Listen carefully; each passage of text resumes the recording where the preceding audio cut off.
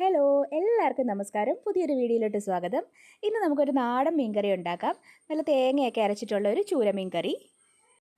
മീൻകറി വെക്കാനായിട്ട് ഞാൻ 1/2 കിലോ ചൂരമീനാണ് എടുത്തേക്കുന്നത്. ഇത് നന്നായിട്ട് കഴുകി വൃത്തിയാക്കി വെച്ചിട്ടുണ്ട്. ഇനി നമുക്കിതിന് വേണ്ടുന്ന അരപ്പ് തയ്യാറാക്കാം. അതിനുവേണ്ടി ഞാനൊരു മിക്സിയുടെ ജാറിലോട്ട് കുറച്ച് തേങ്ങാപ്പീര ചേർത്ത് കൊടുക്കുന്നുണ്ട്. ഒരു ചെറിയ തേങ്ങയുടെ പകുതി എടുത്തിട്ട് ആ തേങ്ങ ചിരകിയതാണ് ചേർത്ത് കൊടുക്കുന്നത്. കൂടെ തന്നെ 4-5 ചെറിയ ഉള്ളിയും കൂടെ ചേർത്ത് കൊടുക്കുന്നുണ്ട്. ഇനി ചേർക്കുന്നത് ഇഞ്ചിയാണ്. ഒരു ചെറിയ കഷ്ണം ഇഞ്ചി ഇങ്ങനെ ചെറിയ കഷ്ണങ്ങളായിട്ട് നുറുക്കിയാണ് ചേർത്ത് കൊടുക്കുന്നത്. ഞാനൊരു 7-8 10 വെളുത്തുള്ളിയും കൂടെ ചേർത്ത് കൊടുത്തിട്ടുണ്ട്. കുറച്ച് കറിവേപ്പിലയും കൂടെ നമുക്ക് ഇട്ട് കൊടുക്കാം.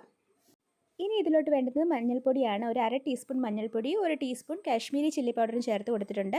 പിന്നെ ഞാൻ 1 ടീസ്പൂൺ മല്ലിപ്പൊടിയും കൂടെ ചേർത്ത് കൊടുക്കുകയാണ്. ഇനി ഇതിലോട്ടൊരു 1/4 ഗ്ലാസ് വെള്ളം ഒഴിച്ചിട്ട് നമുക്ക് നന്നായിട്ടൊന്ന് അരച്ചെടുക്കണം. നല്ല പേസ്റ്റ് പോലെ അരച്ചെടുത്തിട്ട് നമുക്കിതൊരു മൺചട്ടിയിലോട്ട് ഒഴിച്ചു കൊടുക്കാം.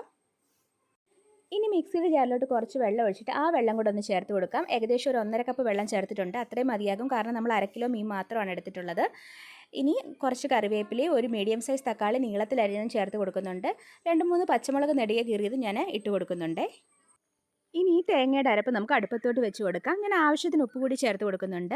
ഇത് നമുക്ക് നന്നായിട്ടൊന്ന് തിളച്ചിട്ട് മാത്രമേ നമ്മൾ ഇതിനകത്തിലോട്ട് മീൻ കഷ്ണങ്ങൾ ചേർത്ത് കൊടുക്കത്തുള്ളൂ. അപ്പോൾ നന്നായിട്ടൊന്ന് തിളയ്ക്കുന്നിടം വരെ നമുക്ക് വെയിറ്റ് ചെയ്യണം. നമുക്ക് ഉപ്പ് ചേർത്തിട്ട് ഒന്നുകൂടി നന്നായിട്ടൊന്ന് ഇളക്കി കൊടുക്കാം. ഞാനൊരു 4-5 കുടംപുളി ഇങ്ങനെ വെള്ളത്തിലിട്ട് വെച്ചിട്ടുണ്ടായിരുന്നു. നന്നായിട്ട് കഴുകിയിട്ടാണ് വെള്ളത്തിലിട്ട് വെച്ചത്. ആ വെള്ളം ഉൾപ്പെടെ ഞാൻ ഇതിലോട്ട് ചേർത്ത് കൊടുത്തിട്ടുണ്ട്. എന്നിട്ട് ഒന്നുകൂടി നന്നായിട്ടൊന്ന് ഇളക്കി കൊടുത്തിട്ടുണ്ട്. ഇപ്പം നമ്മുടെ തേങ്ങ അരപ്പ് നന്നായിട്ട് തിളച്ച് വന്നിട്ടുണ്ട്. ഇനി നമ്മൾ കഴുകി വൃത്തിയാക്കി വെച്ചേക്കുന്ന മീൻ കഷ്ണങ്ങൾ നമുക്കിതിലോട്ട് ചേർത്ത് കൊടുക്കാം. ഞാനിപ്പോൾ എല്ലാ മീൻ കഷ്ണങ്ങളും ഇതിലോട്ട് ഇട്ട് കൊടുത്തിട്ടുണ്ട്. ഇനി നമുക്കെല്ലാം കൂടെ നന്നായിട്ടൊന്ന് ഇളക്കി യോജിപ്പിക്കാം.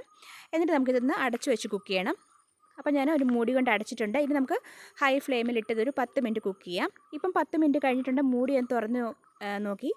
അപ്പം നമ്മുടെ മീൻ കഷ്ണങ്ങളെല്ലാം നന്നായിട്ട് വെന്തിട്ടുണ്ട്. ഇനി നമുക്ക് ലോ ഫ്ലെയിമിലിട്ടതൊന്ന് ചാറ് വറ്റിച്ചെടുക്കണം. ഈ സമയത്ത് മീൻകറി ഒന്നുകൂടി ഒന്ന് ചാറൊക്കെ കുറുകി വരുന്നുണ്ട്. ഈ സമയത്ത് നമുക്ക് ചട്ടി ഒന്ന് ചുറ്റിച്ച് കൊടുക്കാം. നമ്മൾ തവി വെച്ചൊന്നും ഇളക്കാതെ ഇങ്ങനെ ചട്ടി ഒന്ന് ചുറ്റിച്ച് കൊടുക്കേ ആവാവൂ, അല്ലെങ്കിൽ നമ്മുടെ മീൻ കഷ്ണമൊക്കെ ഉടഞ്ഞു പോകാൻ ചാൻസ് ഉണ്ട്.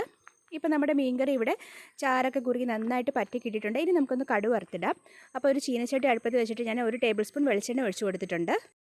വെളിച്ചെണ്ണ നന്നായിട്ട് ചൂടായി കഴിയുമ്പോൾ നമുക്ക് കടുക് ഇട്ട് കൊടുക്കാം. കടുക് ഇതുപോലെ പൊട്ടിക്കഴിയുമ്പോൾ നമുക്ക് പൊടിയായിട്ട് അരിഞ്ഞ് വെച്ചേക്കുന്ന കൊച്ചുള്ളി കൂടി ചേർത്ത് കൊടുത്തിട്ടുണ്ട്.